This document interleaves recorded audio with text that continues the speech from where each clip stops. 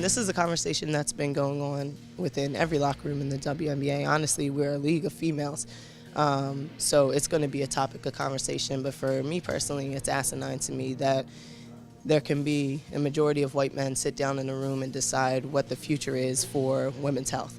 That a room full of men can sit down and start to say that women are a piece of property that need rules and regulations for their bodies. So for me, it's crazy that I no longer in those states have a right to my body and a right to my health and a right to my safety and to my life. When you're talking about criminalizing females for making decisions for their body, for their health, for their life, I just can't understand how that makes sense. And what's even more disturbing to me is that there are women in these rooms deciding on these laws. I can't tell someone that, hey, you should do this or you should do this. It's your life, it's your body, you have that decision, but for that right to be taken away is asinine to me.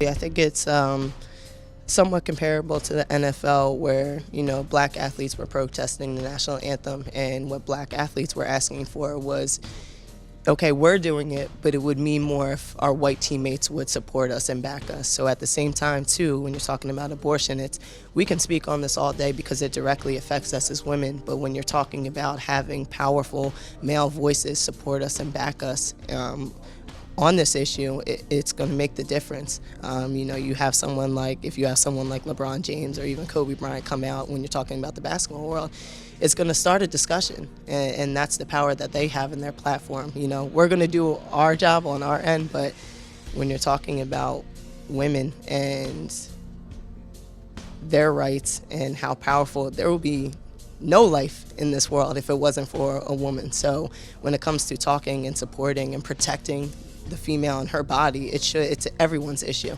because without no woman's body, there would be no life.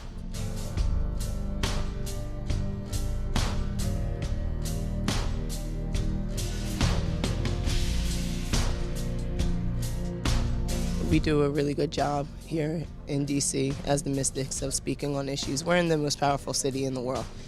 So there's a lot of controversy here. So for us to be able to speak on it and again use that platform is huge.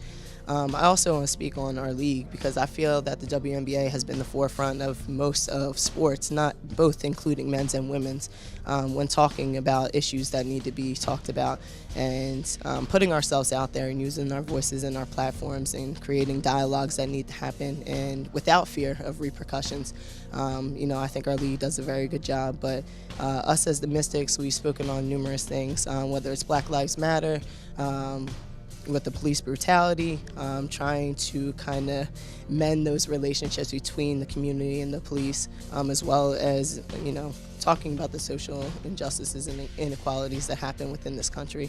The march in Charlottesville and the violence in Charlottesville, where Christy is from, speaking on that and using our media platforms after games to talk about that, as well as, recently the abortion laws that are trying to be put into place.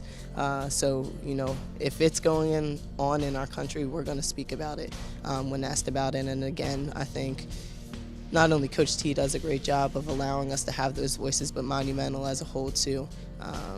Unlike the NFL where they're scared to speak on issues because of repercussions and for their jobs and the safety of their endorsements and sponsorships, we have the green light to talk about things, and I think that's super important to both management and our coach.